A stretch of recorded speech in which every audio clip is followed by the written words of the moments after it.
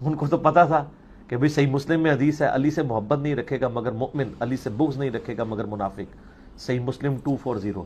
چلیں یہ تو صحیح مسلم کی حدیث 240 میں ہے کہ اے علی آپ سے جو محبت رکھے گا وہ مومن ہوگا اور جو آپ کا دشمن ہوگا وہ منافق ہوگا۔ مضمون خلاصہ حدیث یہی ہے نا، مفہوم حدیث۔ تو اب بس ایک چھوٹا سا سوال ہے، جو بھی مولا کائنات سے لڑا، جنگ جمل ہو، صفین ہو، نہروان ہو، یہ جو لڑائی کر رہے تھے یہ محبت میں کر رہے تھے یا بغض میں کر رہے تھے؟ یہ حدیث تو صحیح ہے نا، صحیح مسلم میں۔ تو یہ جو لڑائیاں ہو رہی تھی یہ بغض میں ہو رہی تھی یا محبت میں ہو رہی تھی؟ بس ایک سوال کا جواب دے دیں کہ اگر یہ محبت میں تھی تو پھر یہ کون سی محبت تھی کہ تلواریں اٹھا کر ایک دوسرے کو قتل کرنے سے ثابت ہوتی ہے؟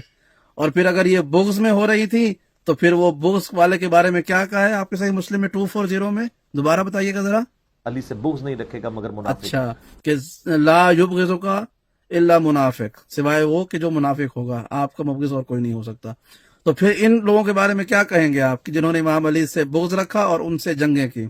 نام تاریخ میں آپ کو معلوم ہے وہ کون کون افراد تھے، ٹھیک ہے؟ تو آپ ان سے بتائیں ان کے بارے میں۔ تو یہ تو بڑی منافقت ہے کہ یہاں پر آپ ایک شخص کے بارے میں حدیث پیش کر رہے ہیں کہ اس کا دشمن جو ہے وہ صرف منافق ہوگا، اور پھر اسی کے دشمن کو آپ رضی اللہ بھی کہتے ہیں، اسی کے قصیدے بھی پڑھتے ہیں، اس سے دین بھی لیتے ہیں، اس سے روایات بھی لیتے ہیں، اس سے نماز کا طریقہ لیتے ہیں، اس سے حدیثیں لیتے ہیں، سیرت نبی لیتے ہیں، جس کے بارے میں آپ کا عقیدہ ہے کہ وہ منافق تھا اسی قاعدہ کلیہ کے تحت۔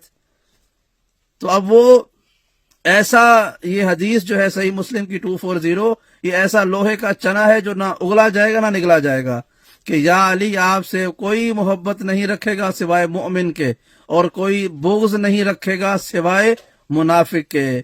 تو اب فیصلہ کریں، جس نے علی کی مخالفت کی، علی کے سامنے تلوار اٹھائی، علی کے ضد پہ کھڑا ہوا، وہ محبت میں تو نہیں تھا، وہ بغض میں تھا، اور بغض والا کون ہوتا ہے؟ مگر منافق۔